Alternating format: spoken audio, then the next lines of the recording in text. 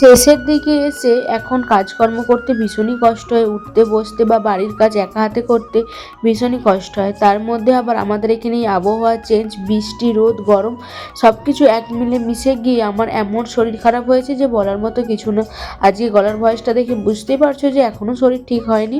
আর কালকে রাতে তো এমনিতেও শিরের যন্ত্রণা, হাত পায়ের যন্ত্রণা, এমনিতেই সর্দি, মাথা ব্যথা এসব নিয়ে একদমই ঘুম হয় না। তাই সকালে ঘুম থেকে উঠতে অনেকটা লেট হয়েছে।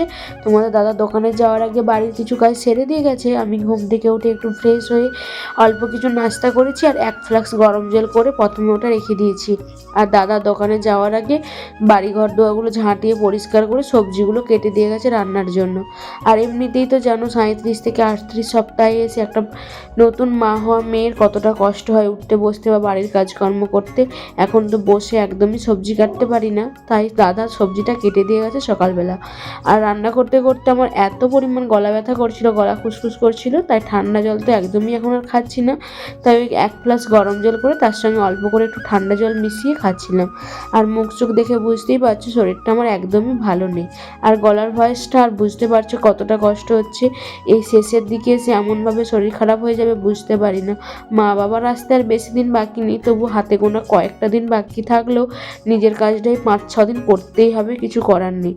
তার মধ্যে আবার মা বাবা চলে আসবে, বাড়ি ঘর দুয়ারগুলো একটু গুছিয়ে পরিষ্কার করতে হবে, তা নাহলে হবে না। আর সবজি তোমাদের দাদা কেটে দিয়ে গিয়েছিল, সেই জন্য রান্না বান্নাগুলো আজকে একটু তাড়াতাড়ি করে ফেলছি।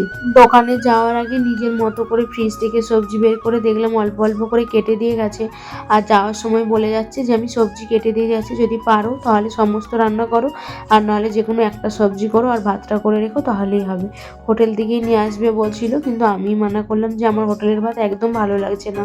তো রান্না বান্না কমপ্লিট করে আর কিছু করতে পারিনি, শুধুমাত্র গ্যাসটা পরিষ্কার করে নিয়েছি।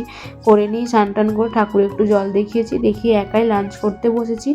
তোমাদের দাদা তখনও দোকান থেকে আসেনি, আর আমি লাঞ্চ করে ওষুধ খেতে হবে, সেই জন্য তাড়াতাড়ি খাবারটা অল্প কটা ভাত নিয়ে খেয়ে নিলাম। আর ভিডিওটা কেমন লাগলো জানিও, আর সবাই ভালো থেকো, সুস্থ হবে, দেখা হবে আবার একটা নতুন কোনো গল্পে। টাটা।